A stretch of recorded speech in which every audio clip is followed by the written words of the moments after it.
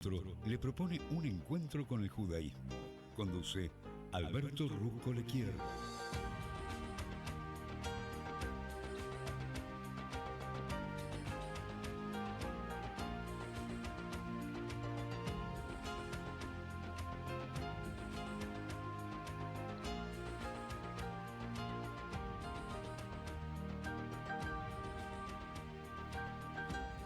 Bienvenidos a esta nueva edición de Reencuentro, un programa que transmitimos desde nuestra casa, Radio High, la 96.3.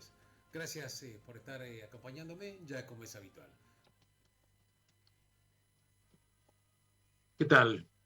Muy buenas tardes. Gracias a toda la gente que ya sigue afortunadamente este programa Reencuentro hace muchos años, aquí desde nuestra casa, la 96.3, Radio High, para que nos encontremos y tratemos de salir más ricos de este encuentro, bebiendo en los exquisitos manantiales de sabiduría de la Torá. La Torá, que es un árbol de vida, que no es un libro de historia, que no es un libro de geografía, es un código de vida. Como bien se dice en hebreo, es un Etz Haim, es un árbol de vida. Bueno, yo te agradezco enormemente. Te quiero comentar que en el día de hoy, que corresponde al calendario hebreo, el día 5 del mes de Tishrei, el horario para prender velas de Shabbat en la ciudad de Buenos Aires está establecido a las 18 horas 38 minutos. El Shabbat termina mañana a las 19 horas 35 minutos. Y te quiero comentar que siempre estos son los horarios de la ciudad de Buenos Aires, ¿correcto? Cada ciudad tiene un horario diferente. Pero claro, el próximo martes, ya al salir el sol, al empezar el crepúsculo, nos vamos acercando ya al día quizás más sagrado del año, que es el Yom Kippur, el día de la expiación, a veces llamado también el día del perdón. Pero ese día, el horario para prender velas de Shabbat, ¿correcto?, está establecido a las 18 horas 41 horas. Eso es el martes próximo, ¿correcto? Y el viernes, ya al atardecer, el día del perdón, o el Yom Kippur, termina a las 19 horas 38 minutos. Así que, como siempre digo, prepárate en el lugar más cómodo que te pueda servir.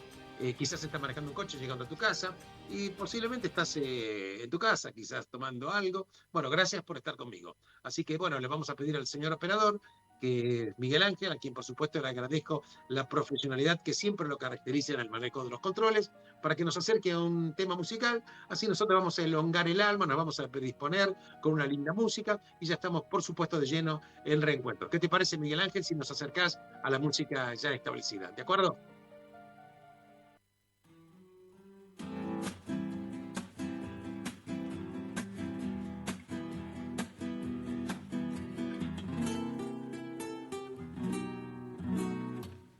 עכשיו אני מרגיש כאילו לא יודע כלום. עכשיו אני מחיש את צעדיי, היא מסתכלת בחלום, רואה אותי עובר בחוץ, היא לא יודעת מה עובר עליי בתוך עיניה הכחולות, ירח חם תלוי. עכשיו היא עצובה כמוני, בוודאי היא מוציאה את בגדה, אוכלת לבדה תטוף, היא לא יודעת מה עובר עליי. אומנם אין ערבה שאין לה סוף, אבל הסוף הזה נראה לי מקולל, הולך בין האנשים ברחוב, צועקות, תגידו לה. עכשיו אני ממשיך כאילו לא הכל אבוד, זה זז בבטן והורס את לילותיי. אני חושב שהאהבה שלי איתה זה הדבר הכי חשוב, היא לא יודעת מה עובר עליי. אומנם אין הרבה שאין לה סוף, אבל הסוף הזה נראה לי לכולם.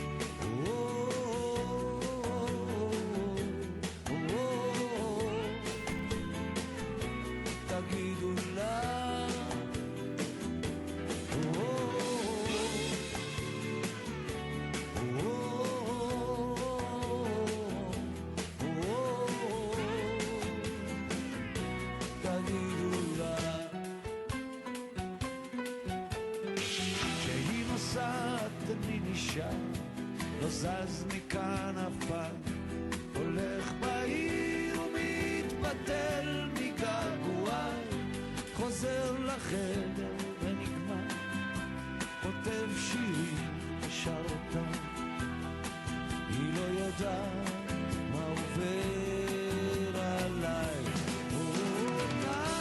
נער רבה שאין לה סוף, אבל הסוף הזה נראה לי מכולם.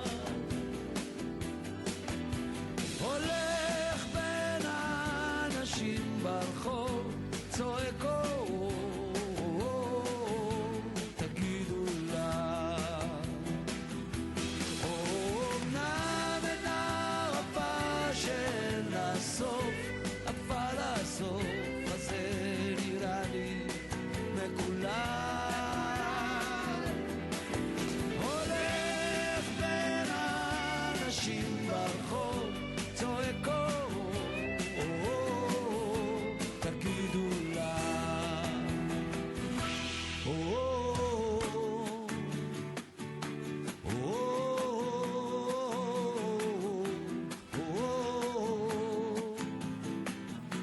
תגידו לה.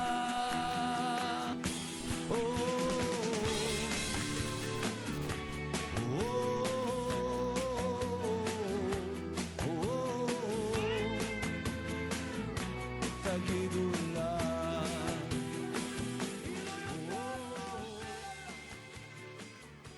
Bien, la verdad que el Shabbat próximo, que ya empieza dentro de un ratito apenas, se denomina el Shabbat Teshuvah. Teshuvah, que quiere decir retorno, más que perdón. El retorno al eje, a la esencia nuestra de la cual nunca debíamos haber salido. Entonces, que claro, pero como la gente dice, es el día del perdón, el día quizás más sagrado del año. Uno a veces se pregunta, ¿es necesario perdonar?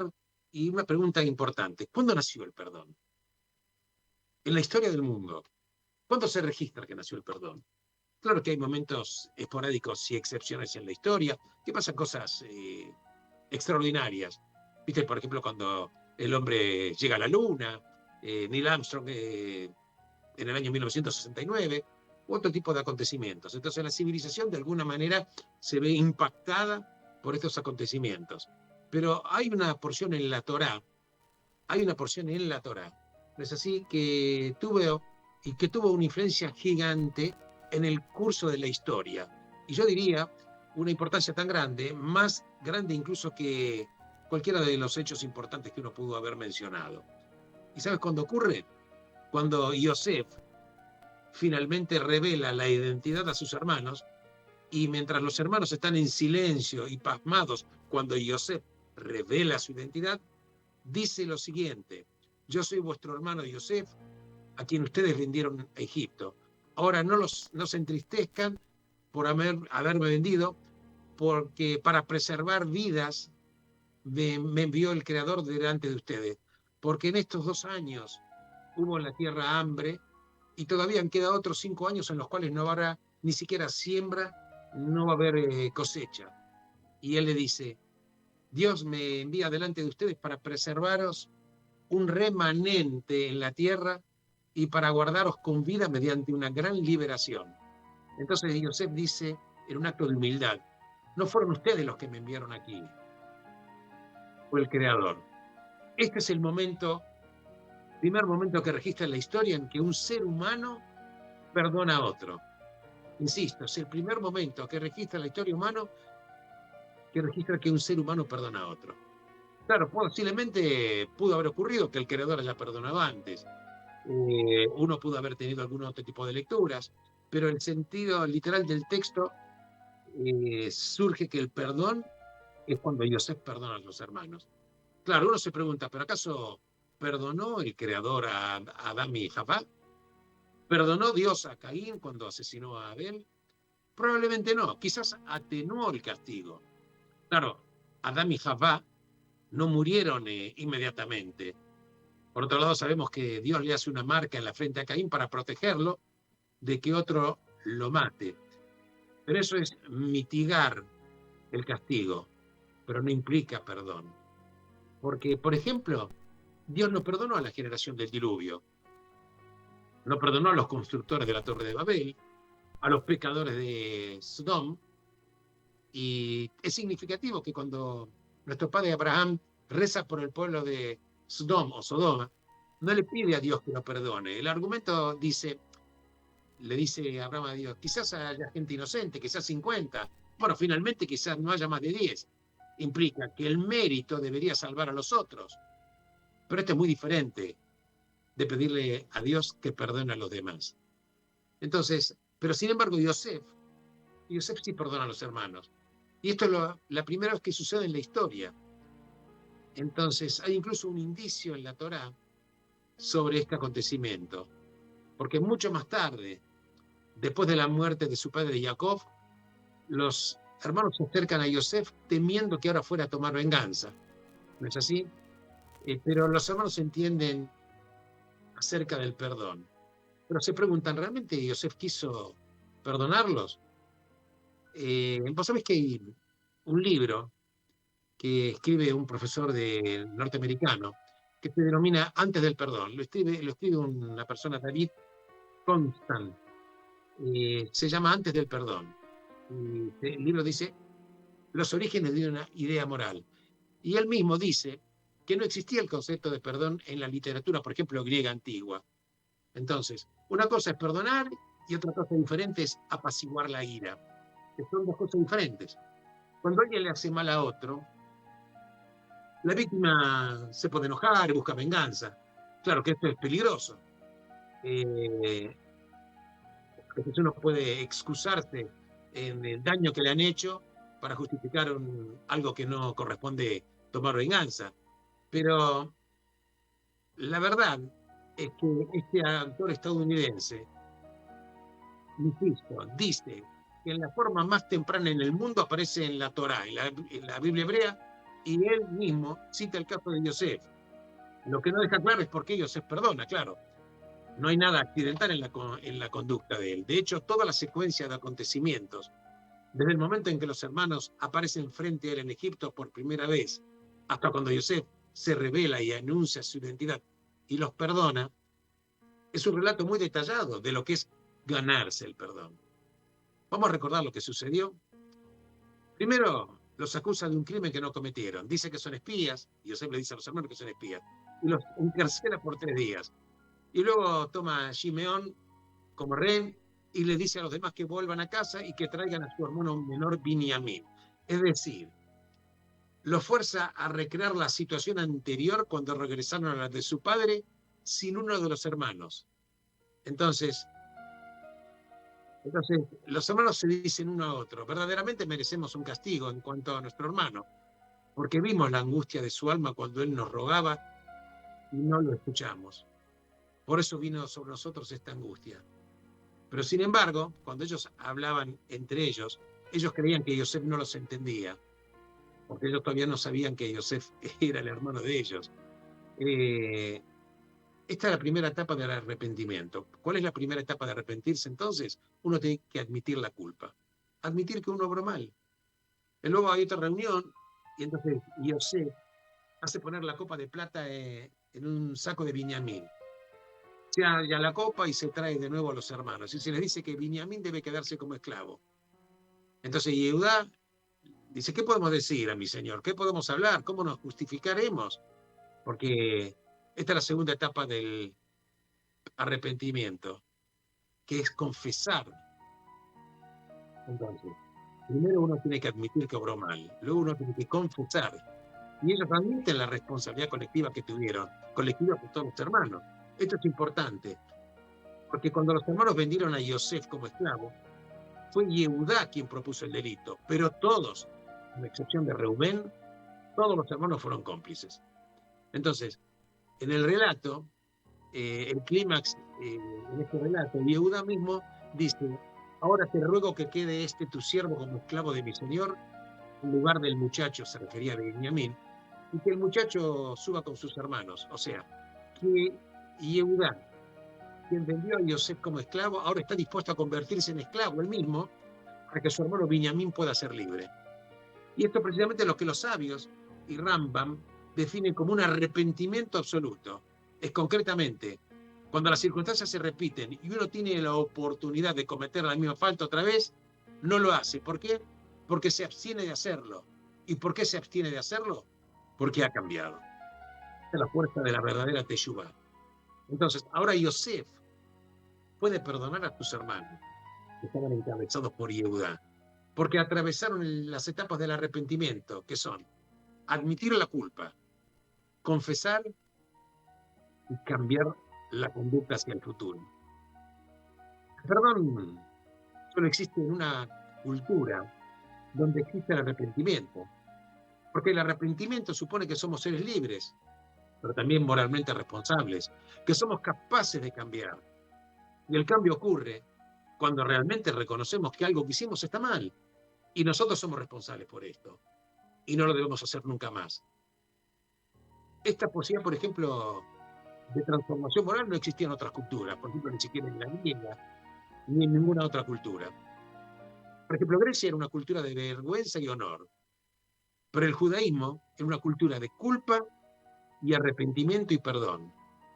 Repito, el judaísmo es una cultura de culpa, arrepentimiento y perdón, y es la primera de su clase en el mundo.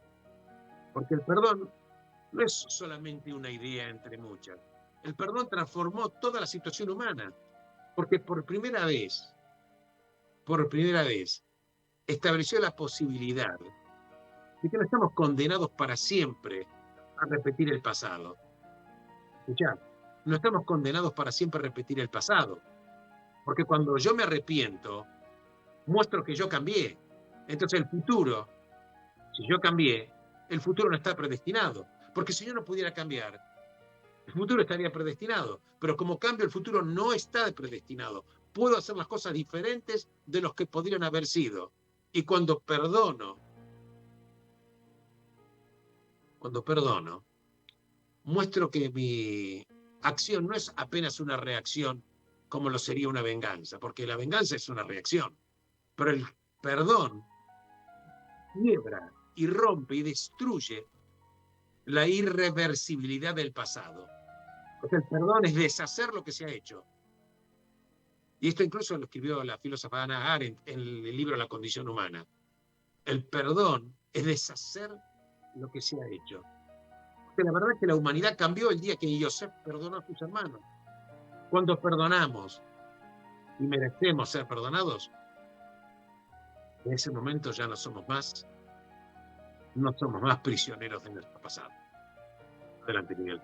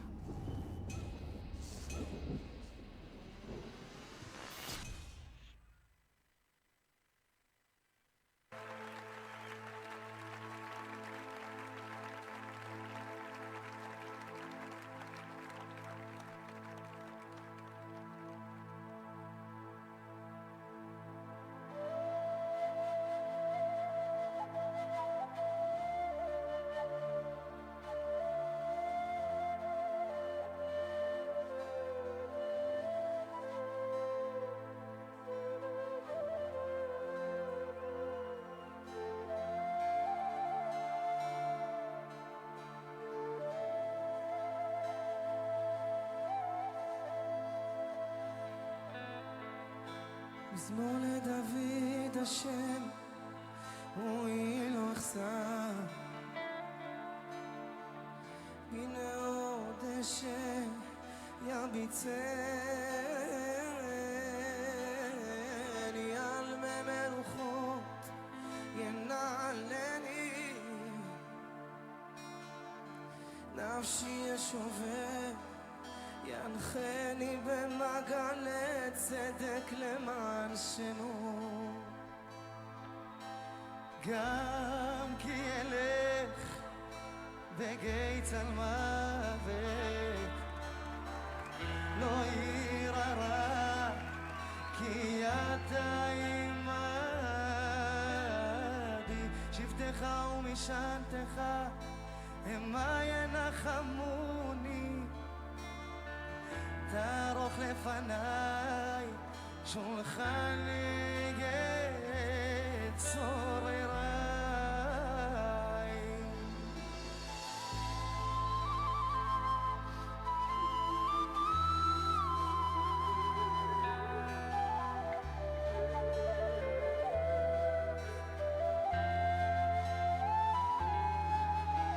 שנת בשמן ראשי כוסי רוויה אך טוב החסד ירדפוני כל ימי חיי ושבתי בבית השם לאורך ימים צמור לדוד השם רואי לו אשא הנה עוד דשא ירביצני על מי מנוחות ינהלני נפשי ישובב ינחני במעגלי צדק למען שמו גם כי אלך בגיצן מוות לא אירא רע כי אתה עמדי שבטך ומשענתך המה ינחמוני תערוך לפניי שולחן הגט צורריי דישת בשמן ראשי כוסי רוויה אך טוב החסד ירדפוני כל ימי חיי ושבתי בבית השם לאורך ימים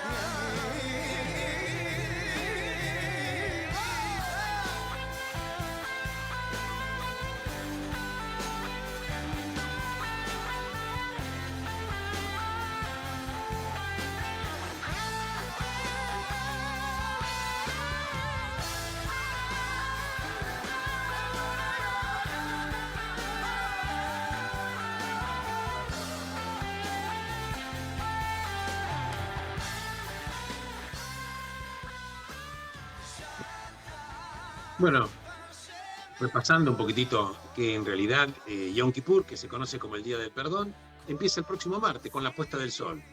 Esto tiene un origen hace más de 3.300 años. El pueblo de Israel fue liberado de la esclavitud en Egipto y luego Dios le entrega la Torá. El relato de la Torá dice que el pueblo de Israel fue liberado y Moisés subió al monte Sinaí. El pueblo no supo calcular el momento en el que él iba a bajar, entonces creyeron que el líder se atrasó, que no iba a volver, y entonces se impacienta el pueblo de Israel y realiza un becerro de oro y lo empieza a adorar. En realidad fue un acto de idolatría, y al realizar este acto de idolatría, por eso fueron castigados, el pueblo fue castigado, y comenzaron un periodo de recomposición de la relación con el Creador, que duró hasta el día 10 de Tishrei, que precisamente va a ser el próximo miércoles, el martes a la noche. Y ese es el día del Kippur, porque ese día el Creador le dice al pueblo: los perdonaré como pediste, los perdonaré como lo pediste. Algunos dicen que este es el Shabbat de los Shabbat, porque Yom Kippur es considerado como un día de reparación.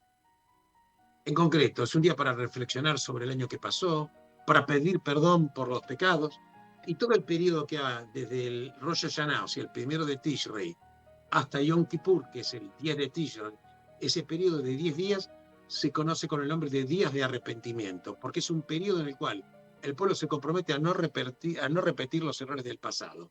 Quiero recordarte que Dios ya tiene el juicio dado. El juicio se realiza en Rosh Hashanah, el 1 de Tishrei, ¿correcto?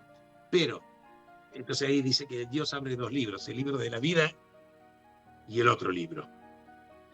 En consecuencia, como no sabemos cuál es el decreto, estos días de arrepentimiento profundo, en el caso que estemos en el libro que no sea el libro de la vida, Dios puede dar vuelta el decreto mismo. Por eso la fuerza que tiene del perdón, de la concentración. El ayuno del próximo miércoles, que empieza en realidad el martes al atardecer, dura, claro, 26 horas. Entonces, sí, estas son horas para dejar de preocuparse por cosas mundanas. Existe la prohibición, por ejemplo, por supuesto, el ayuno completo, no se puede comer ni beber. Está prohibido calzar zapatos de cuero, no se puede uno untar el cuerpo con cremas, uno no se puede bañar y tener relaciones íntimas también está prohibido. ¿Qué quiere decir? Que nosotros nos estamos ocupando únicamente ese día de lo espiritual. No nos preocupemos por el cuerpo. El cuerpo va a sostener nuestra alma. El cuerpo va a sostener nuestra alma. El arrepentimiento es una parte fundamental, porque, insisto, nos arrepentimos ¿de qué? De las malas acciones y buscamos reparar precisamente nuestra relación con nosotros, con el prójimo y también con el Creador. Entonces, es un día para encontrarse con uno mismo y hacer, claro, una introspección. Claro que con el mundo que corre a un ritmo tan rápido, no nos permitimos tener tiempo para pensar, ni siquiera qué estamos haciendo. Y precisamente el Kipur es un día que el Creador nos regala para desconectarnos de lo banal, de lo intrascendente, para poder conectarnos con Él, con los afectos también y con nosotros. Y por eso también perdimos perdón. Vos sabés que este día es absolutamente muy importante. Te quiero comentar que el Día del Perdón se realizan 5 rezos diarios, ¿correcto? Porque en las festividades judías hay 4 rezos, pero el Kipur, que es el día más sagrado del año, se agrega un rezo más. Se agrega un rezo más, que es la ceremonia de Neilá, que quiere decir clausura, y que está compuesto por una oración silenciosa, que está lleno de súplicas y de pedidos. Y al finalizar este rezo, se toca el shofar, que es este cuerno que marca el final del día y también la culminación de los días temibles, que en hebreo se dice Yamim Noraemim. Muchas personas visten de blanco como símbolo de pureza, y esto es absolutamente muy importante. Fíjate vos que cuando hablamos de que Moshe sube al monte Sinaí, recibe las tablas que había esculpido el Creador. Las primeras tablas las esculpe el Creador. Cuando él baja del monte y ve al pueblo en un acto de idolatría, rompe las tablas. Él vuelve a subir y las segundas tablas no fueron grabadas por el Creador, fueron pinceladas por Moisés. Y él baja con las segundas tablas y finalmente el Creador perdona. Entonces las primeras tablas son las tablas divinas, por así decirlo, porque fueron esculpidas por el Creador. Las segundas tablas son las tablas rotas, pero también representan las tablas del alma. ¿Sabes por qué? Porque es una oportunidad para enmendar los errores y poder volver a la esencia de la cual nunca teníamos que habernos ido. Entonces, y esto recrea también que las primeras tablas habla de un mundo divino, el mundo de la perfección, pero el mundo no es perfecto. Entonces, las segundas tablas fueron cinceladas por Moisés, un hombre de carne y hueso, así como este representa el mundo material, porque el mundo material tiene que ser cincelado por nosotros los seres humanos. Es un mundo en el cual nosotros tenemos que tratar de elevar, de crecernos, de acercarnos al Creador, con nuestro propio esfuerzo. Y si nos equivocamos, bueno, arrepentirse, pero arrepentirse sinceramente, para reparar el vínculo. Y la teshuvá, que es este arrepentimiento, que en realidad es ese volver al eje esencial, tiene una fuerza tal que, como describen los sabios, borra el pasado. Es como si el pasado no hubiera existido y la relación vuelve a colocarse en un punto totalmente impecable, inmaculado, totalmente cristalino, y esta es la fuerza que tiene la teshuvá. Así que es una invitación, y recuerdo que lo fundamental es tratar de observar el ayuno. Hay personas que a veces se sienten mal, tienen mareos. Bueno, si uno no puede ir a la sinagoga, pero es preferible quedarse en casa y respetar el ayuno, en la medida que esto no comprometa seriamente la salud. Obviamente, porque está escrito que hay personas que por condición médica no pueden hacerlo, pero estamos hablando en líneas generales. No nos preocupemos, el cuerpo va a tener la suficiente fuerza para sostener el alma, y esto va a ser absolutamente así. Bueno, entonces hemos hablado un poco del Kipur, el perdón, los sacros que tiene este día 10 de Tishrei, que va a comenzar cuando empiece la noche el próximo martes. Vamos a un próximo tema musical y tenemos mucho, pero mucho más todavía reencuentro. Gracias por estar conmigo. Muchas gracias.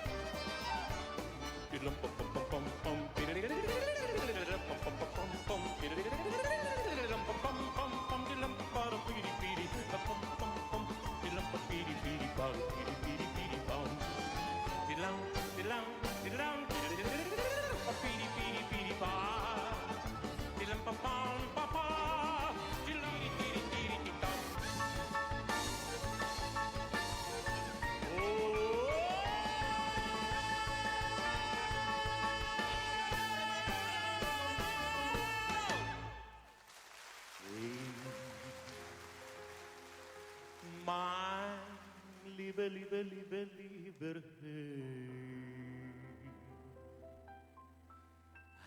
Ich wollt gewohnt noch amol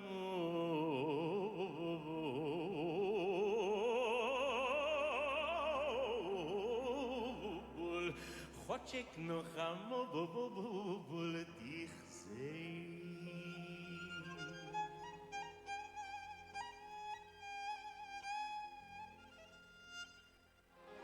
Wie geht's es mir gefallen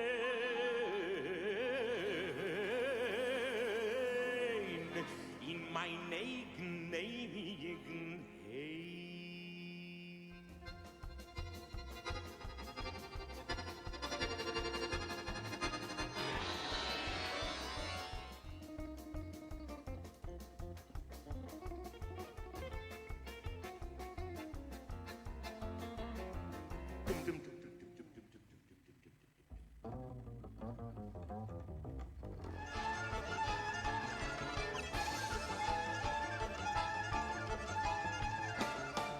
Und mit dicken Brüder freit ich bei Tag und Nacht und singen schöne Lieder, ach, wie ich hab dort verbracht.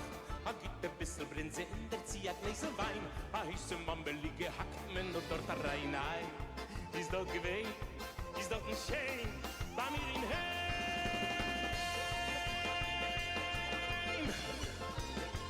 Mein Liebe, Liebe, Liebe, ja.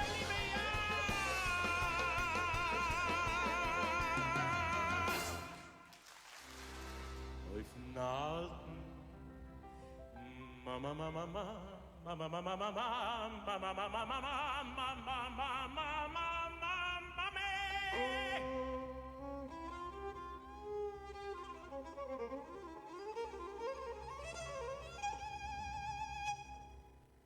Kein Amerika zu kommen, ob ich kein mich gesport, hab gemeint, Ruf zu werden und verlosen sich a Bo.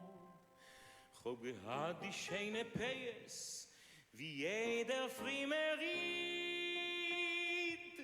Zum Sof anstatt a Bord, ob ich kann Peis euchet nicht. Oi, was? Tennessee is America. Oi, America, je watche bici bo.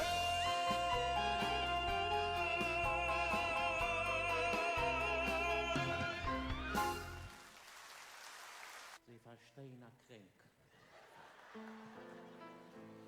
Und sie ha, das ist Che. Come on, everybody, come on. Klap mit de Fingerlach ein bisschen, mit de Fingerlach, noch mit de Fingerlach. Oh yeah. Ja.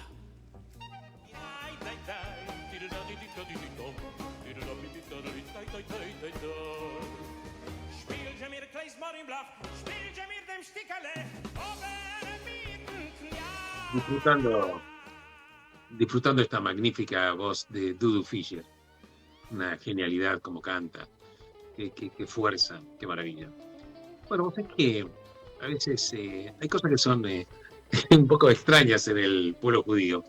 Si vos, por ejemplo, vas a una sinagoga en Yom Kippur y le preguntás al judío que está sentado allí, posiblemente ayunando, y, por ejemplo, le preguntas, ¿crees en Dios? Bueno, posiblemente no vas a tener una respuesta directa. Bueno, por ahí te dice, bueno, no sé, va a depender a lo que te refieras como Dios. Eso, si la persona que está a lo tuyo es del tipo filosófico. Si no, posiblemente te va a decir, ¿y qué sé yo? ¿Acaso soy un rabino? No lo sé. Pero posiblemente si le preguntás, ¿vos te considerás religioso? Y bueno, posiblemente se pueda sonreír y dice, no, yo no soy religioso. Entonces se trata de una broma. Entonces, posiblemente quizá la persona te dice, no, yo lo que pasa es que tuve un abuelo de parte de mi madre. Sí, él era muy religioso, pero yo... Y entonces, claro, si te contestan así, que es muy probable, uno podría preguntar, entonces, ¿qué haces acá? Bueno, por alguna razón, este judío promedio que no cree en Dios, o por lo menos dice que no cree en Dios, y no es para nada religioso, nos puede mirar como si estuviéramos locos y nos puede decir, ¿por qué me preguntas qué hago aquí? ¿Qué quiere decir? Es Yom Kippur. Claro, esta respuesta no es normal, porque si uno lo analiza por un instante, ¿qué es lo que en realidad quiere decir este judío? Porque si le preguntás si cree en Dios, responderá no. O cuando era más joven, quizás sí. Entonces vos le decís, bueno, entonces no crees en Dios. No. ¿Sos religioso? No soy religioso. No hay nada más alejado de ello. Pero entonces, ¿por qué estás acá? ¿Y por qué es Yom Kippur? Te puede contestar. Entonces, nos está diciendo, estoy aquí porque Dios quiere que el judío esté en la sinagoga en Yom Kippur.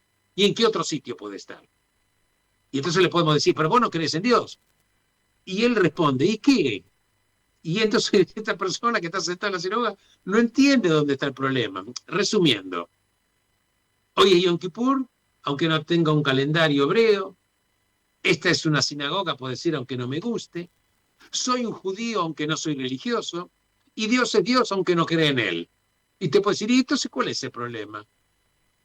Esto puede ser rechazado y desafortunadamente muchos de nosotros lo pueden impugnar, a veces por hipocresía, y decimos, vos no crees en Dios, no sos religioso. Algunos pueden decir, no vengas a la sinagoga, no vengas aquí a mostrar lo judío que sos. Pero sin embargo, el Rebbe de Lubavitch, Setzavi, tiene un enfoque totalmente diferente. Esta demencia, precisamente, esta demencia es la que nos hace ser judíos. Esto es llamado verdad. El hombre puede decir, no se trata de mí, no deseo ser religioso, no deseo creer en Dios, no deseo escuchar nada acerca de esto, pero Él desea que yo esté aquí. Y si el Creador desea que yo esté aquí, por eso estoy aquí. Y esto mismo, por ejemplo, pasa en Pesaj. Todos los judíos se sientan en el Seder de Pesaj y muy frecuentemente uno le puede preguntar al judío promedio si cree en Dios y nos puede responder, déjame tranquilo. Le podés preguntar, ¿sos religioso?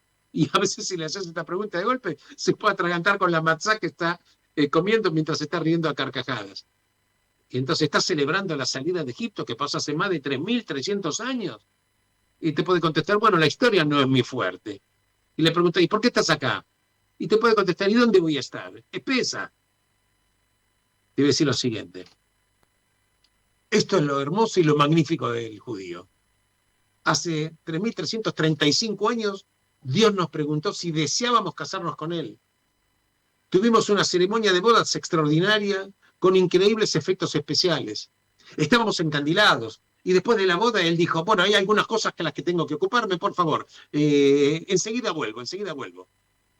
No escuchamos de Él desde entonces. Pasaron 3.335 años. Él nos mandó mensajeros, nos mandó mensajes, nos mandó postales, pero no escuchamos una palabra de Él desde ese momento. Vamos a imaginarnos que hay una pareja casada. El marido le dice a la esposa, mira, ¿me preparas algo para comer? Enseguida vuelvo.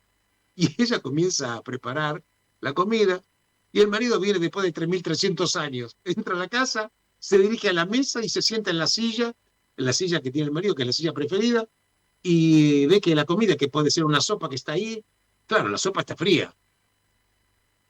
Tiene más de 3.300 años esperando. Entonces, ¿cuál será su reacción? Si se trata de un hombre inteligente, no se va a quejar. En cambio, pensará que es un milagro que su casa todavía esté allí, que su mesa y su silla favorita todavía estén ahí. Se va a deleitar al ver el plato de sopa que preparó la esposa y que está en ese lugar. Bueno, ¿la sopa está fría? Sí, claro que está fría. Bueno, después de 3.300 años, claro que la sopa se enfría. Y nosotros, el pueblo judío, estamos esperando al Mashiach, al Mesías. Y el Rebbe de Luga Vicente Luz con la noción radical, fundamental, de que el Mashiach viene ya en cualquier momento. ¿Qué es lo que lo hace tan radical?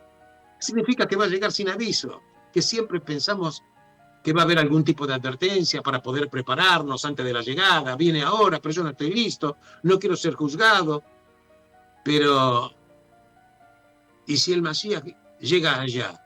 ¿Qué va a encontrar? ¿Una sopa fría? Bueno, si el Mesías llega hoy, va a encontrar una sopa fría. Sufrimos, claro, a causa de la separación, de la pérdida de conexión. La sopa está fría, claro, muy fría, pero ¿de quién es la culpa? ¿Y de quién es el mérito por el hecho de que la sopa todavía esté allí? Somos un milagro. Porque lo único que necesitamos es estar dispuestos a ello. Somos no solo para nosotros, sino somos para el mundo entero. Entonces, nuestra relación con Dios, como dice un sabio, la relación nuestra con Dios es orgánica. No es una religión la que practicamos. Somos nosotros. Quienes somos. Es lo que somos. Y el Rebbe precisamente nos indica la manera de ir directo al Creador. Saltar todos los escalones, saltar todo, ir directamente a Él. Estar en contacto con nuestro propósito. El propósito es personal. Porque el Creador quiere que cada uno de nosotros realicemos y cumplamos una mitzvah. Él nos envió a este mundo para que seamos quienes tenemos que ser. Porque solo nosotros, cada uno de nosotros puede realizar y cumplir esta mitzvah en particular. Claro que la mitzvot y los preceptos son los mismos para todos. Pero cuando vos la llevas a cabo, es diferente. Porque lo haces con tus propias emociones. La llevas a cabo con tus problemas, con tu entorno familiar, con tu conocimiento, con tu ignorancia, con tu particularidad. Y por eso, todo esto convierte a tu mitzvah en única. Entonces, dejemos que el Mesías venga ahora y que nos encuentre con la sopa fría. Porque no tenemos nada de qué avergonzarnos. Somos realmente increíbles. Cuando el Creador decidió casarse con nosotros, Él sabía que estaba haciendo un buen trato. Bueno, la verdad que yo les agradezco enormemente de haber compartido reencuentros y que el Creador traiga la luz a este mundo, que es una luz nueva que empezó en Rosh Hashanah, que es una luz que nunca llegó a este mundo, para renovar la energía, y les deseo a todos ustedes y que todos estemos inscritos en el libro de la vida, no solo inscritos, y que tengamos un sellado adecuado y lo mejor para todos ustedes. Shabbat Shalom y Gemar Hatimah Tová. Gracias por estar acompañándome y benditos sean todos ustedes en el lugar en el cual se encuentren. Hasta el próximo viernes, cuando reencuentro y quien te habla, Alberto Rufalequier, sea nuevamente una posibilidad más para reencontrarnos en este camino para beber de los exquisitos, inagotables manantiales de sabiduría de la Torá.